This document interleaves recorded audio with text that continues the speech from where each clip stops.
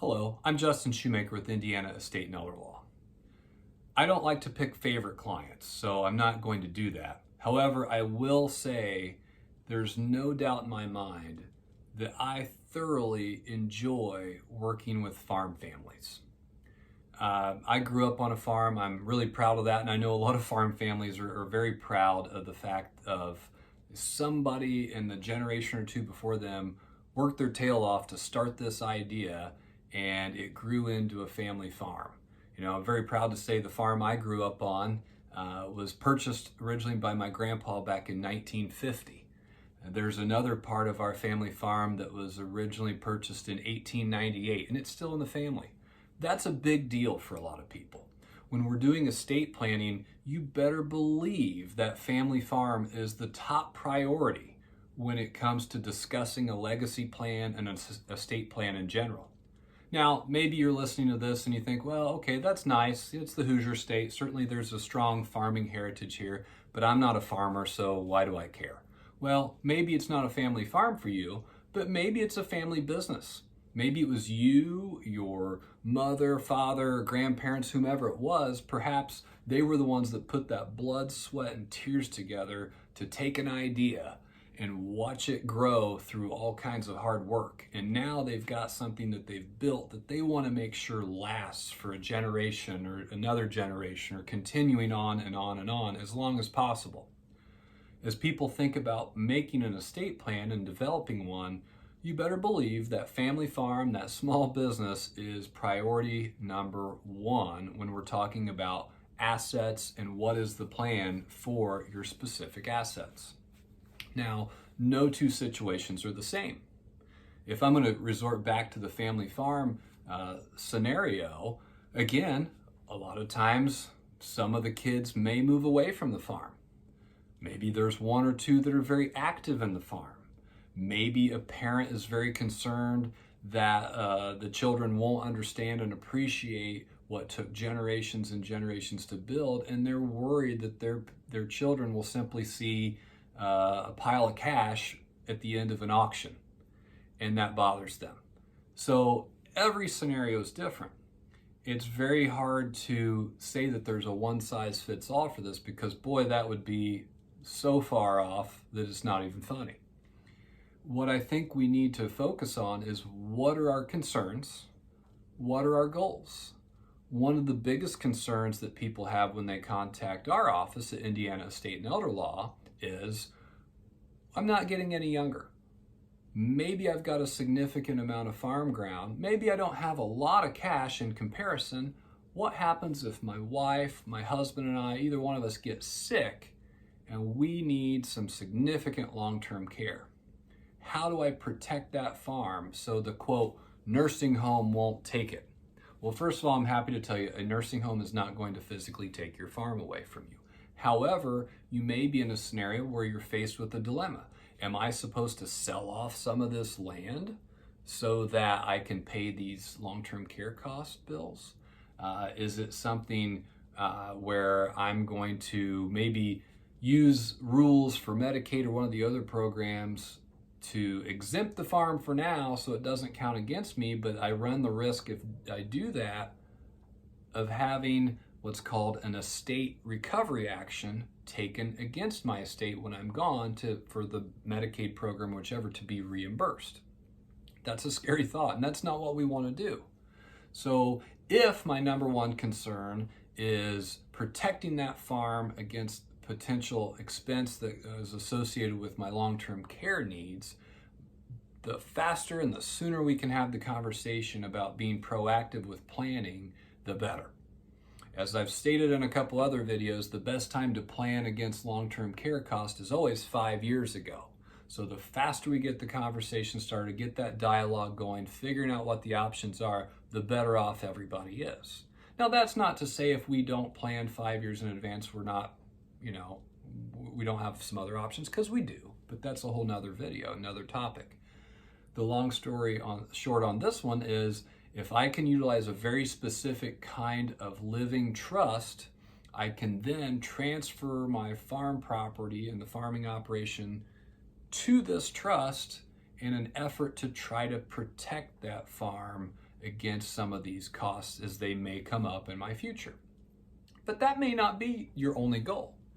Maybe that is a part of the goal, but maybe you also think, how can I have this farm go to my loved ones in a smooth, easy, simple manner to where I know I'm not going to have to pay a lot of lawyers, or my estate's not going to have to pay a lot of lawyers after I'm gone just to transfer this asset to my kids.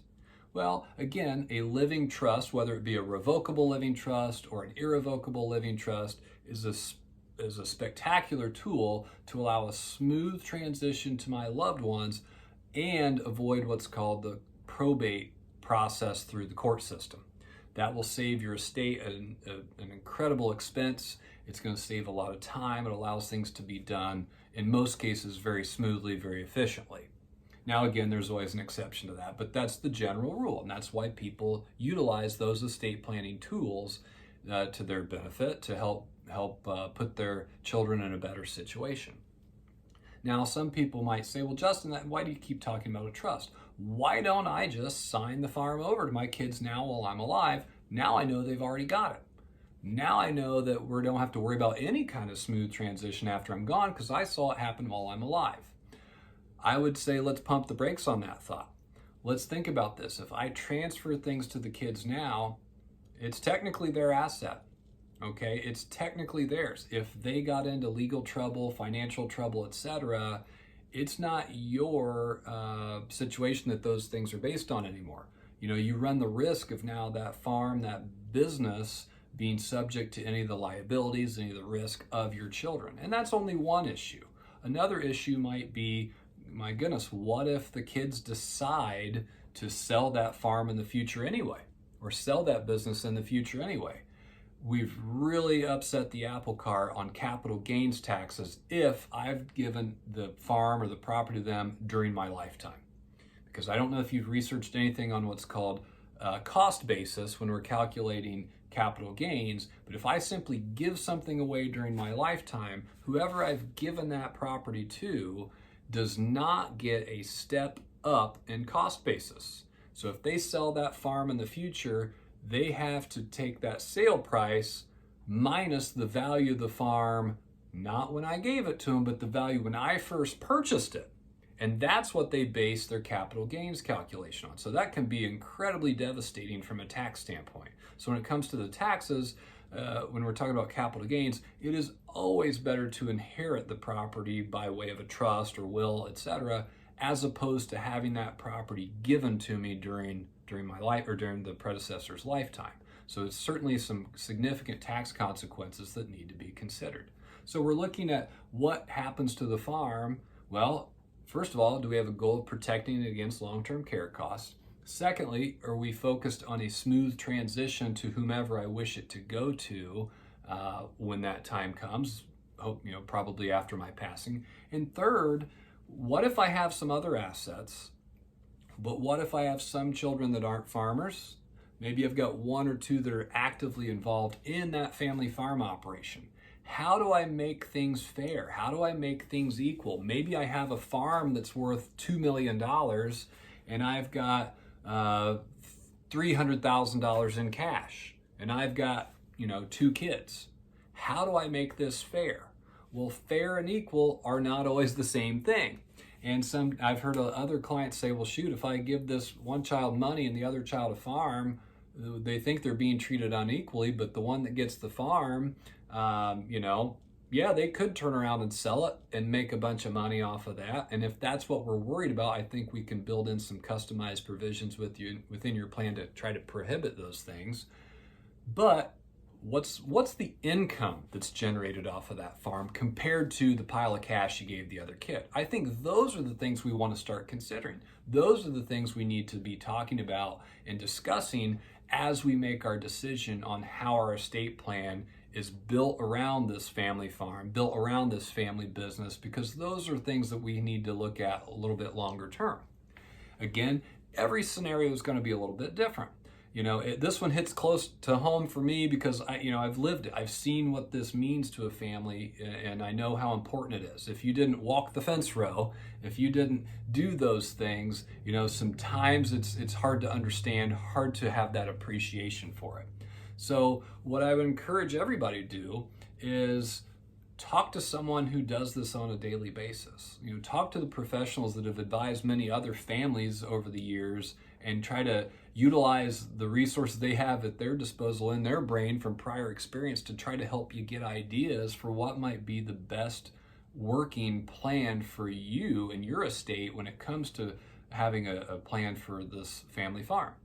And the only thing I'll leave you with on this is think about what, in a perfect world, what would it look like, when that time comes? And then let's try to work our way back from that. And along the way, as we work back, let's build in all the bumpers so that we can have protective measures so we don't veer off that path. Again, your scenario is going to be different than the next person's. That's okay.